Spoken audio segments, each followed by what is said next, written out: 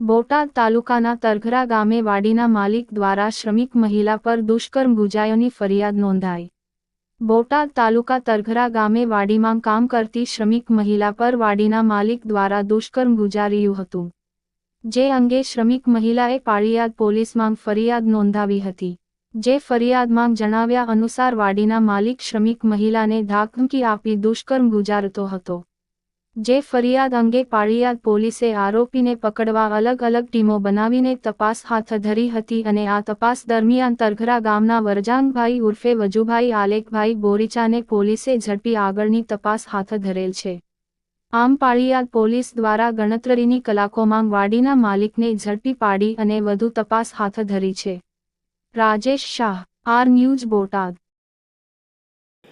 Paliyad police station વિસ્તારનો બનાવ છે, જેમાં એક આરોપી વરજાંગભાઈ આલેખભાઈ બોરીચા કરીને છે, ગામ એનું તરઘરા છે, જેના દ્વારા ભોગ બનનારને અવારનવાર માનસિક ત્રાસ આપી, જાનથી મારી નાખવાની ધમકી આપી અને દુષ્કર્મ આચરેલું છે, જેની આઈપીસીની કલમ 376(2)(n) તેમજ 506(2) મુજબ અત્રેના પાળીયાદ પોલીસ સ્ટેશન ખાતે ફરિયાદ નોંધાયેલી છે અને આરોપીની ધોરણસરની અટકાયત કરી અને આગળની કાર્યવાહી ચાલુ છે અને આગળની તમામ કાર્યવાહી અત્રેના પાળીયાદ પોલીસ સ્ટેશન વિસ્તારમાં ચાલુ છે।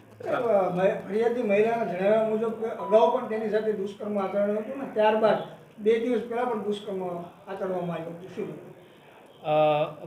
ભોગ બનનાર પર આરોપી દ્વારા છેલ્લા 2 કે તેથી વધુ વર્ષથી અવારનવાર ધાક ધમકી કરીને અને મારી નાખવાની ધમકી આપીને દુષ્કર્મ આચરવાની ફરિયાદ હાલના તબક્કે લેવામાં આવેલ છે। આરોપીનો કોઈ ગુનાહિત ઇતિહાસ?